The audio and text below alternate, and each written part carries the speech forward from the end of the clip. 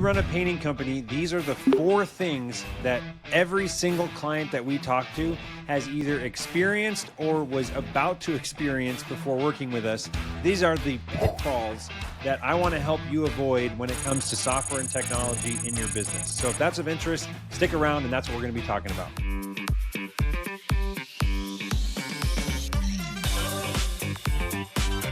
All right, so the first thing is they don't have a blueprint. They don't have a plan. What we call this at Boolean is the data blueprint. So what happens when you don't have a plan is the same thing that were to happen if you were to make a house without a blueprint for your house. You'd put up the walls, you get, start putting everything on, and you get to a point where like, hey, I'd like to have a second story. And your contractor says, we can't have a second story.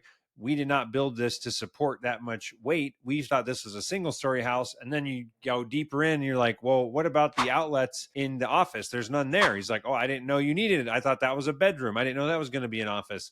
Or where's the plumbing in the bathroom? Like, oh, I thought that was just a sitting room. I didn't know that was going to be the bathroom. Like all of those types of things get sorted out and are solved by making a solid blueprint.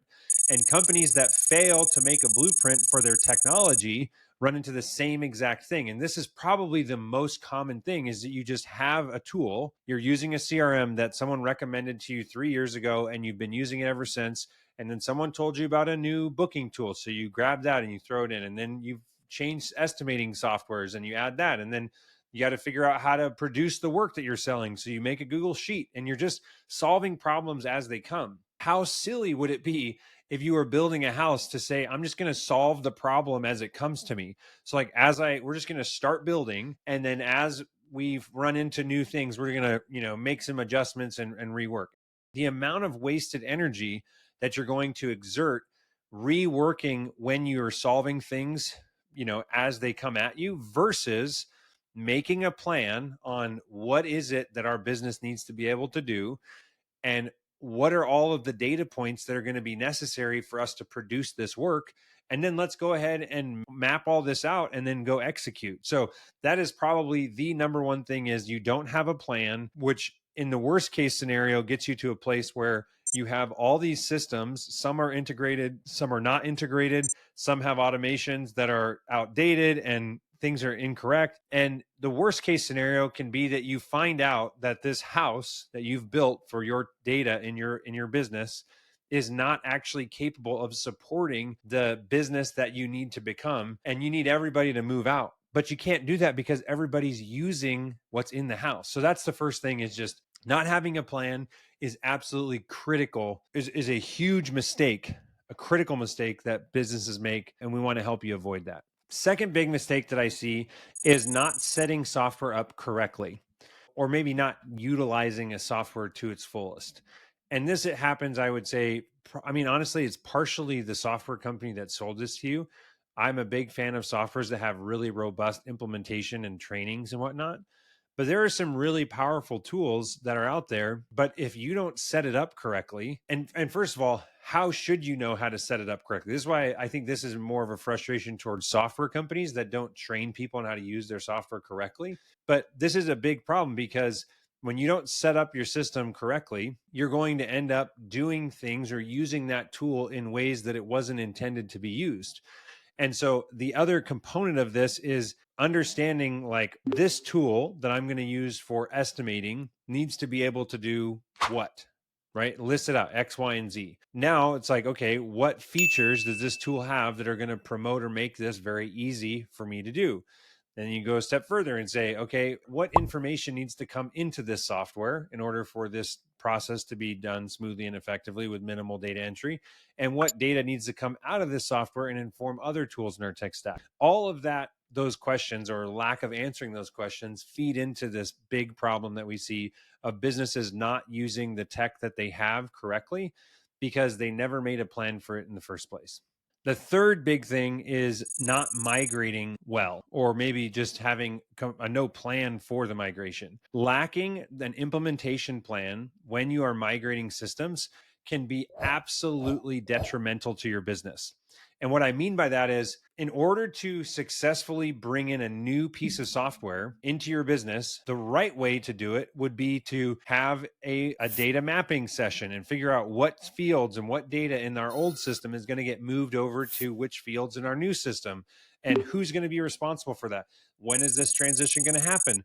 What's going to happen if, when we try to go live, if there's errors or there's bugs? And after we go live, how long are we going to allow access to the old system? Or are we going to turn it off or restrict access so only an admin has access on a need by need basis or whatever? So the main point is, when you migrate, what you don't want to do is just decide that you're going to begin implementation and roll it out over the next 3 to 6 months. That is a horrible idea.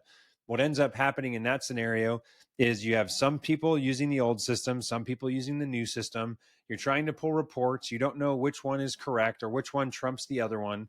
And you need to absolutely avoid this like idea of, oh, we're going to begin implementing a process of this new software over time.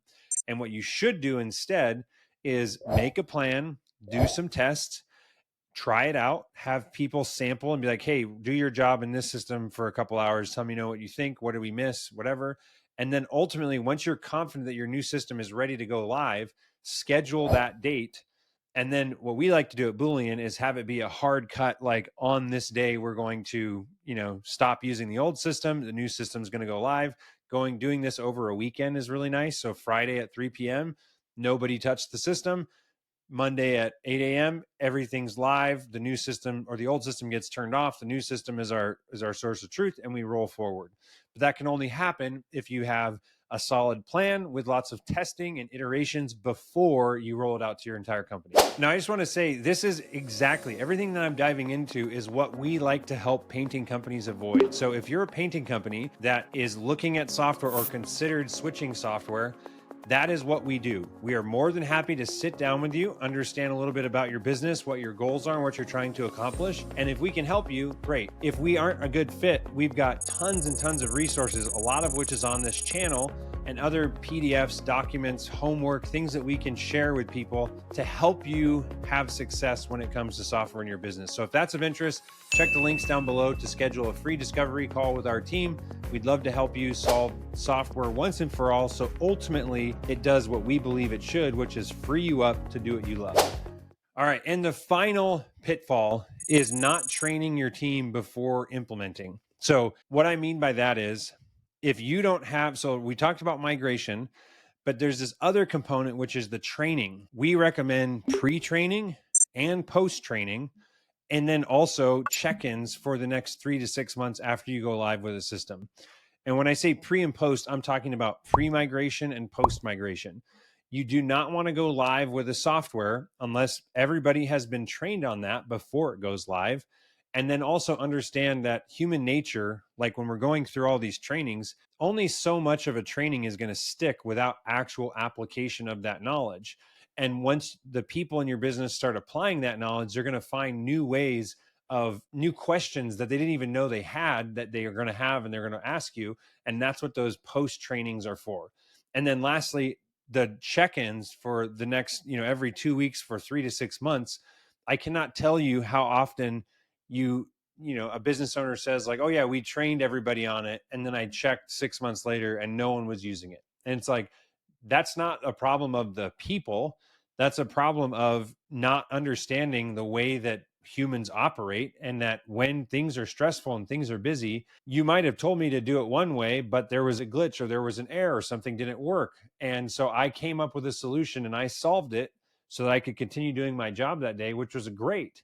But because you didn't have the check-ins to catch those off-system SOPs, months can go by and then you realize that all your reports are wrong because you found out that your receptionist isn't asking for the source. So it's that type of thing when we're talking about training your team well, is making sure that you've got a plan for the entire thing and that people know the full roadmap of that training plan before they begin, and they can make adjustments or give feedback on what they would like to see. And the last thing I would say that's a combination of the migration and implementation together is that when you have a poor rollout of new software and also poor training coupled with that, Or I would say maybe a better way of describing this is if you roll out a software that is not complete and you're iterating and improving the software as it's live, what ends up happening in that situation is you end up in scenarios where people on your team are given tools that are in, version 1, and then version 2 comes out and you make adjustments or you add some additional fields to the form, or you realize we actually don't need you to send an email here anymore because that's going to be automated now, or that thing that you used to fill in here, we actually don't want to use that report because it's not compatible with this thing, and we're going to have you do that. And what I call this at Boolean, that we've come up with a name for this, and this is automation burnout or software burnout. And this happens when a person on your team is having things constantly change for weeks or months at a time. And what ultimately ends up happening is that person gets fed up and sick of their job role literally changing every single week. So they don't know, like, they can't ever get good at it. They're just constantly in this state of like, oh, don't do that. You need to do it this way. And that can lead to a place where your people on your team actually start resisting the software that you're trying to implement because they're just sick and tired of change. They just want to know how to do what they are supposed to do and have you get out of their way so they can own the process and do that really well. So hopefully this was valuable. Those are the 4 most common things that we see here at Boolean. And I hope that this helps your team avoid similar things when you're picking which software is best for you and how to implement that software.